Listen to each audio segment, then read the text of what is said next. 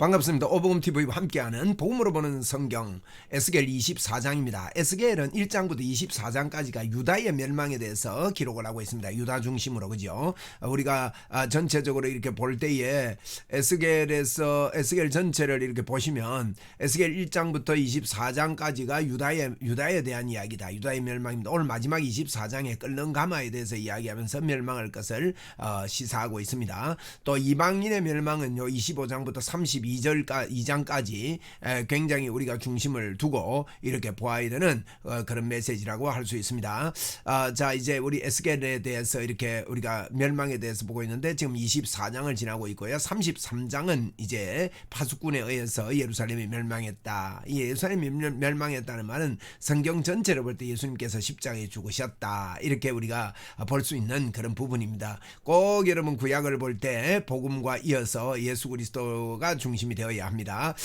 자, 24장 1절을 보시면 분명한 날짜가 나옵니다. 아홉째 해, 열째 달, 열째 일에. 이건 아홉째 10월 10일이란 말입니다.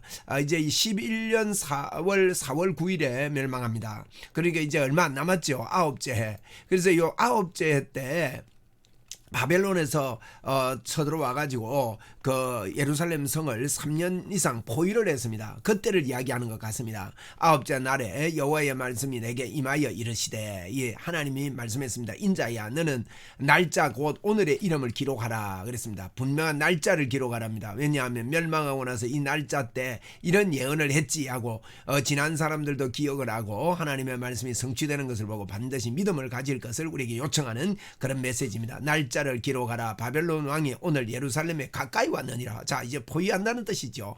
가까이 와서 포위합니다. 너는 이 반역한 족속에게 비유를 베풀어 비유입니다. 비유를 베풀어 이러기를, 주 여호와께서 이같이 말씀하시기를, 가마 하나를 걸라. 비유입니다. 이거 가마 하나를 걸라. 건 후에 물을 붓고요, 양떼에서 한 마리를 골라 각을 뜨고 그 넓적다리와 어깨 고기와 모든 좋은 덩이를 그 가운데에 모아 넣으며 고른 뼈를 가득히 담고 그 뼈를 위하여 가마 밑에 나무를 쌓아 넣고 잘 삶되 가마 속의 뼈가 무르도록 삶을지니라. 그래서 푹 삶으라는 겁니다. 가마를 이렇게 해가지고 그 불을 이렇게 녹슨 가마입니다. 이 무슨 가마냐? 녹슨 가마. 이런 가마를 해서 불을 이렇게 푹 삶으라는 겁니다. 그 안에 넣고 그렇게 삶으라고 말씀하고 있습니다. 그래서 이게 물을 붓고, 지금 이거 우리가 보고 지나가야 됩니다. 그 기록을 하는데, 이 날짜를 기록을 하는데 이제 솥을, 가마를 하나 걸어라 그랬거든요. 가마 하나를 걸어라. 이 가마를 걸어 가지고 이게 이제 쭉 이렇게 해서 그 양을 한 마리 잡아 가지고 이제 푹 삶아라는 겁니다. 각을 떠 가지고 푹 삶아라.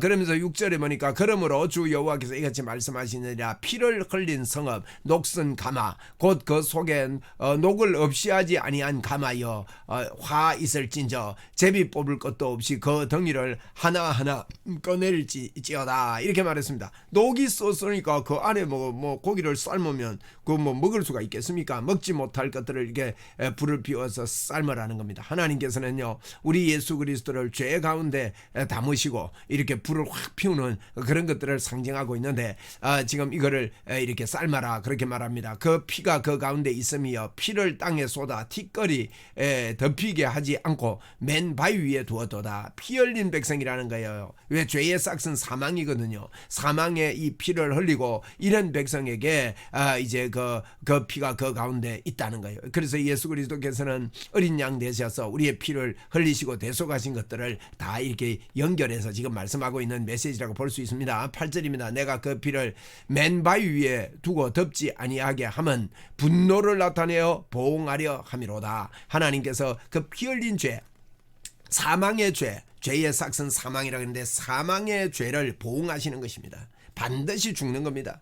그래서 이스라엘 백성들을 지금 포로의 바벨론에 완전히 70년 동안 죽이는 것이지요. 이것은 예수 그리스도께서 십자가에서 완전하게 죽는 것을 예표하고 있는 것입니다. 지금 그 찰나가 왔다는 겁니다. 9절입니다. 그러므로 주 여호와께서 이같이 말씀하셨느니라. 화 있을진저 피를 흘린 성읍이여, 내가 또 나의 무더기를 크게 하리라.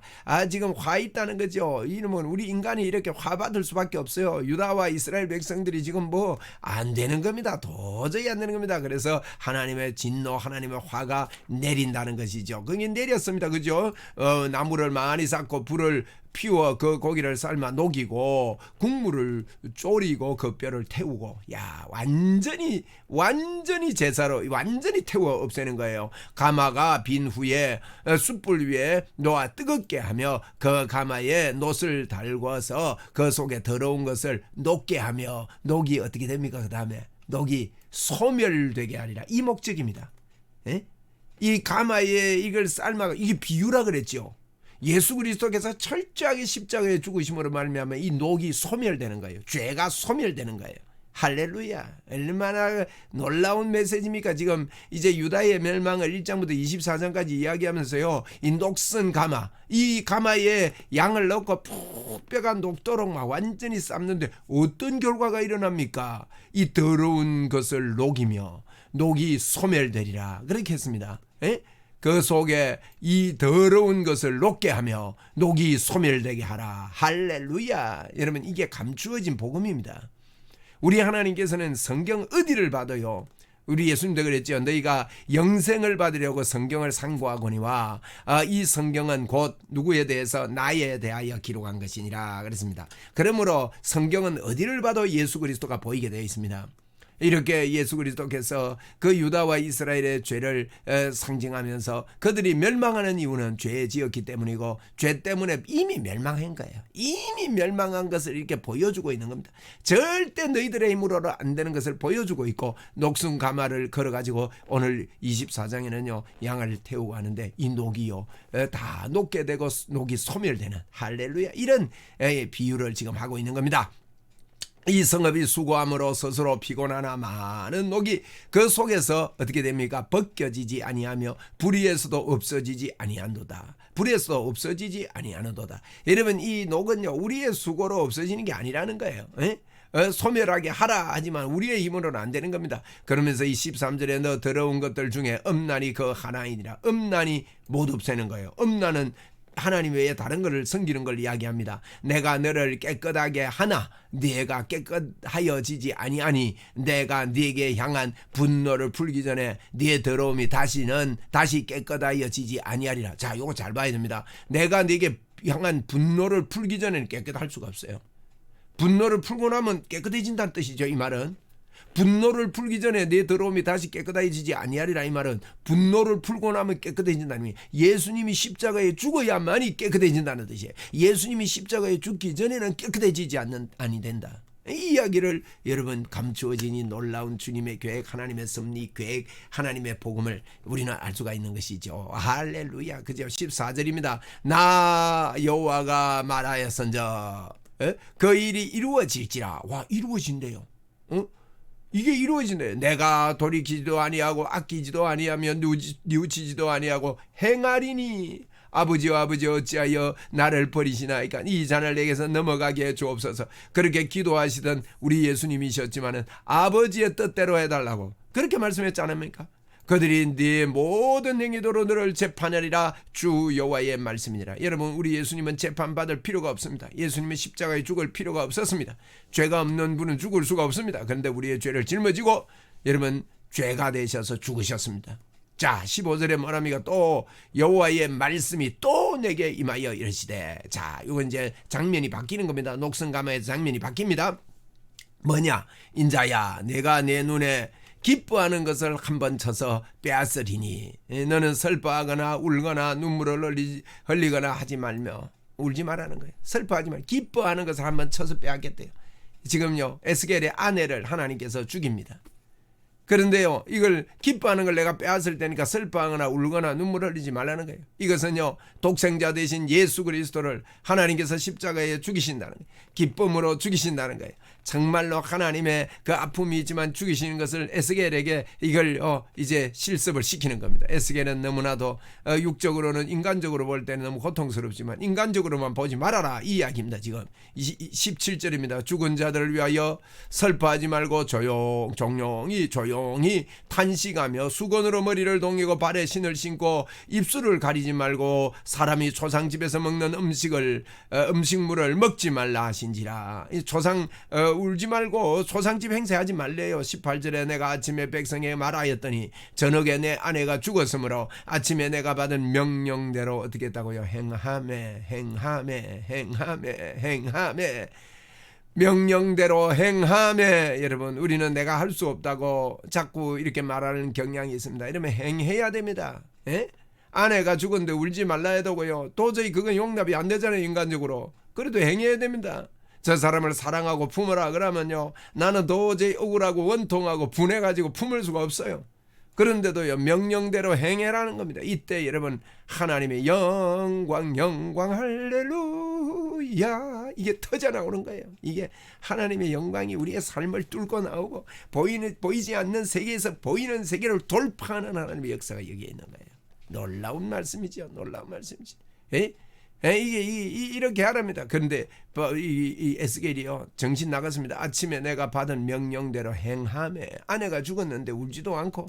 여러분, 이럴 수 있습니까? 내 사랑하는 것을 빼앗겠다 그러니까. 여러분, 이런 현실들이 우리 현실에서 나타날 때 우리는요, 행해야 합니다. 우리는 행할 능력이 우리에게 있습니다. 19절입니다.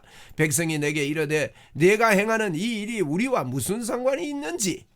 지금요, 백성들이요, 야, 네 아내가 죽었는데도 안 울고 이런 게 나 무슨 상관이 있느냐 우리하고. 너는 우리에게 말하지 아니하겠느냐 하므로 내가 그들에게 대답을 합니다. 대답하기를 여호와의 말씀이 내게 임하시되. 야, 보세요 여러분, 우리가요, 하나님이 시키는 대로 행하면요, 사람들이요, 무슨 이러냐 이래 돼가지고요, 설명할 기회도 있고 이 생수강이 흘러가는 역사가 일어나게 되는 것이죠. 그러므로 이 행함은, 믿음의 행함은 굉장히 중요합니다. 21절입니다. 너는 이스라엘 족속에게 이르기를 주 여호와의 말씀에 내 성소는 너희 세력의 영광이요 너희 눈에 기쁨이요 너희 마음에 아낌이 되거니와 내가 더럽힐 것이며 너희의 버려둔 자녀를 칼에 엎드러지게 할지라. 이 지금 하나님이요, 지금 말씀하신 성소는 너희의 세력과 영광이요, 너희 눈이 기쁨이요 너희 마음에 아낌이 되지만은 내가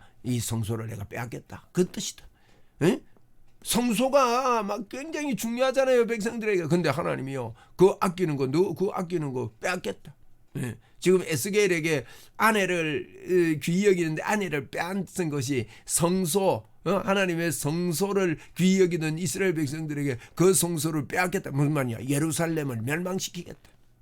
이 말입니다. 예루살렘의 멸망은요, 성소를 빼앗은 거예요.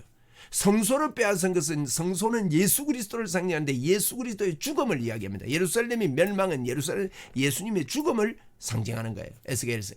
자, 22절입니다. 너희가 에스겔이 행한 바와 같이 행하여 입술을 가리지 아니하며 사람의 음식을 먹지 아니하며 수건으로 머리를 동인 채 발에 신을 신은 채로 두고 슬퍼하지도 아니하며 울지도 아니하되 죄악 중에서 패망하여 피차 바라보고 탄식하리라. 이게 뭐냐, 에스겔이 안 울고 이랬잖아요. 그런데 이 사람들은 둔해가지고 안 울겠다는 거예요, 지금. 이거 멸망하는 게 대수냐, 예루살렘 성소 그거 무너지는 게 우리가 울 정도가 안 울겠다는 거예요. 아이고, 이 참 이런 완악함이 있습니다. 24절, 이와 같이 에스겔이 너희에게 표징이 되리니 그가 행한 대로 너희가 다 행할지라. 이 일이 이루어지면 내가 여호와인 줄을 너희가 알리라 하셨느니라. 너희들이 예루살렘 멸망할 때도 이거 망하면 망하지, 교회, 여러분, 우리가 보면 교회 보면요, 교회 잘 되면 잘 되고 못 되면 못 되고 된 대로 되지. 이거 내가 무슨 상관이고, 나 깊이 안 빠지란다. 교회가 깊이 빠져봐야 상처만 자꾸 받고 일하는 사람이 일하고 나는 관심 끈다. 여러분, 이런 현상이 일어나겠다는 거예요. 여러분, 이것은요, 패망의 징조입니다. 무너지기 직전의 모습입니다, 이게. 그래서 이걸 갖다가 리얼하게 이제 그 아내를 데려감으로 말미암아 슬퍼하지 않는 그 모습. 여러분, 데려가면 슬퍼해야죠, 그죠? 슬퍼하는 게 당연합니다. 이스라엘 백성들이 예루살렘 멸망하고 성소가 무너지면 울고불고 슬퍼하고 하나님 안 됩니다 하고 통곡하고 해야 되는데 그게 없겠다는 거예요. 그걸 갖다가 에스겔 보고 이게 미리 실습을 시킨 거예요. 그 이야기입니다. 25절에 인자야, 내가 그 힘과 즐거워하는 영광과 그의 눈이 기뻐하는 것과 그 마음에 간절하게 생각하는 자녀를 데려가는 날, 곧 그 날에 도피한 자가 내게 나와서 내 귀에 이 일을 들려주지 아니하겠느냐. 그날에 네 입이 열려서 도피한 자에게 말하고 다시는 잠잠하지 아니하리라. 이같이 너는 그들에게 표징이 되고 그들은 내가 여호와인 줄 알리라 하면서 이것을 보여준 에스겔에게 이렇게 하라고 하는 하나님의 뜻을 이야기한 겁니다. 무슨 말입니까? 이 일을 당할 때 그 사람들이 그때 그런 일이 그 말씀하시면 그 말씀이군요. 그때 되면은 에스겔이요 같이 통곡하며 애타하며 이렇게 하는 날이 하게 되는 그 때는 오겠다는 거예요. 그러면서 오늘 너가 한 이 일이 너의 징표가 되리라 그랬습니다. 여러분, 저와 여러분은 이 땅에 멸망할 그 시점이 있다는 것을 알고 삽니다. 저와 여러분은 하나님의 심판대가 있다는 걸 알고 삽니다. 그래서 우리는 이 땅에서 주의 복음을 위해서 순종하면서 달려갈 텐데 마지막 그때가 되면 우리는요 그것을 깨닫게 되고 그것을 알게 되고 세상 사람들이 그것을 보고 인정하게 될 날이 올 것이다. 할렐루야. 자, 이렇게 유다에 대한 메시지가 기록이 끝났습니다. 이제 이방인의 멸망, 아주 여러분 귀하고 멋진 메시지입니다. 이게요 정말로 귀한 메시지가 이방인의 멸망입니다. 우리가 잘 보고 우리는 참 그 속에서 깨닫고 복음적으로 살아내는 그와 같은 믿음의 문이 열려야 될 줄로 믿습니다. 감사합니다.